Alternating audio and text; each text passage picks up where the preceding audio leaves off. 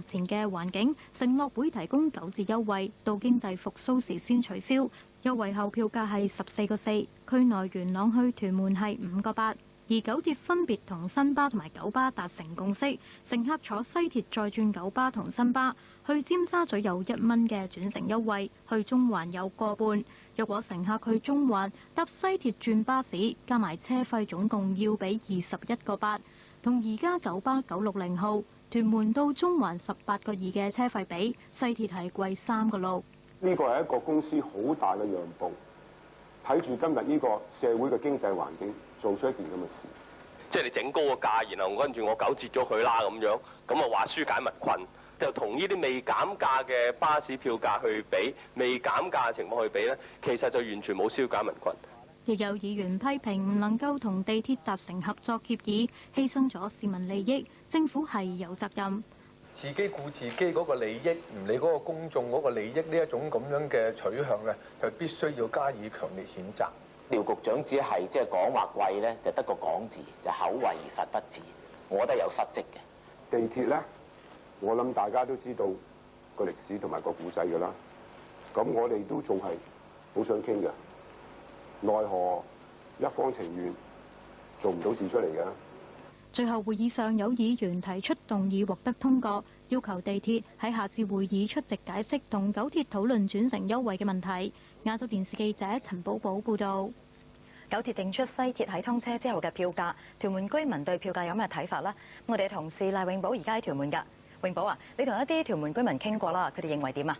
係啊，陳佩琳啊，其實我而家咧就喺呢一個屯門兆康西鐵站出邊㗎。我頭先咧就同屯門嘅居民都傾過啦，咁佢哋都話咧住咗喺屯門10幾年，一直咧都係冇鐵路出市區，一直咧都係靠搭巴士，好唔方便。但係就算西鐵通車之後票價咁貴嘅話咧，佢哋都唔會選擇搭西鐵㗎。有住喺屯門嘅居民認為票價定喺16蚊太貴，巴士就比較划算。咁舉個例講，由屯門兆康苑出旺角火車站嘅67號 X 巴士，全程都只不過係10個幾，比起西鐵定價平。咁居民都話唔會選擇搭西鐵。你搭巴士都係幾蚊啫嘛，但係而家搭西鐵嘅3成倍咯價錢，所以唔會，即係都會。如果佢減低價錢就好啲咯。作為一個政府嘅公共交通工具咧，應該就係以服務市民為中點，應該減到8蚊就最啱。有學者就認為西鐵定價仍然偏高，咁擔心通車之後乘客量不足，咁西鐵會令到九鐵負擔更重。10年以內咧，呢條鐵路咧肯定係九鐵嘅一個好大嘅財務嘅負擔嚟㗎啦。咁就東鐵咧就肯定係需要咧去補貼咧呢一條嘅鐵路嘅，會出現咧即係逐漸咧呢個盈餘嘅狀態咧會變成一個咧即係負資產呢個狀態。洪永達話：要達到收支平衡，九鐵應該加快南環線嘅發展，令到西鐵接駁至尖沙咀，增加客源。咁九鐵就話咧，喺西鐵咧通車之後，會提供呢個免費嘅接駁巴士，俾區內居民咧係來往輕鐵啦，同埋呢個西鐵嘅車站㗎。咁我哋報道係咁多，交翻俾陳佩琳啊。唔該晒，黎永寶。預計最快喺9月底通車嘅西鐵公布初步票價，由元朗出九龍。用八達通全程收16蚊，通車初期有9折優惠，又同部分巴士公司達成轉乘優惠。不過票價仍然比同類嘅巴士線貴大約半成。先由莫宜端報道票價建議。西鐵上立法會交通事務委員會諮詢票價，用八達通全程係16蚊，但係單程票貴幾多就未知道。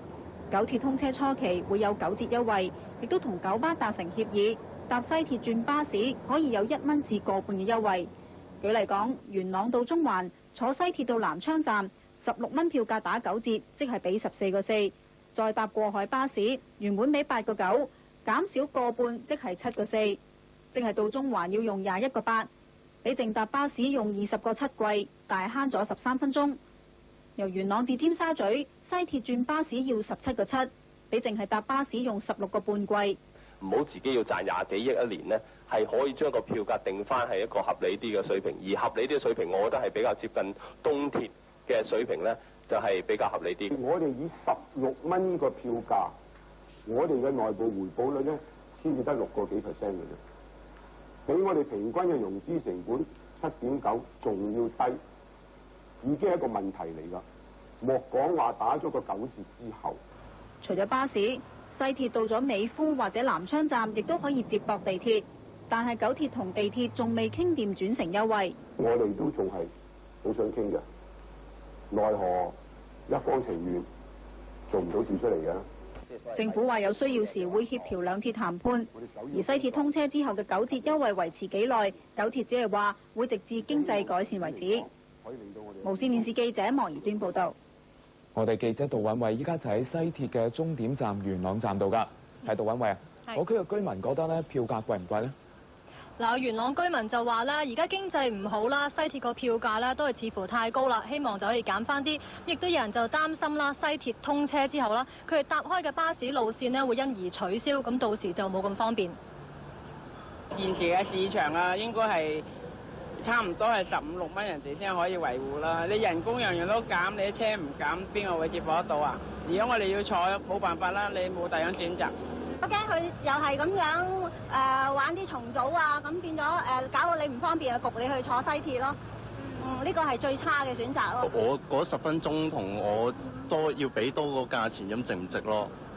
如果差，即係個時間同價錢差好遠嘅話，咁我梗係揀一個合理啲嘅 price。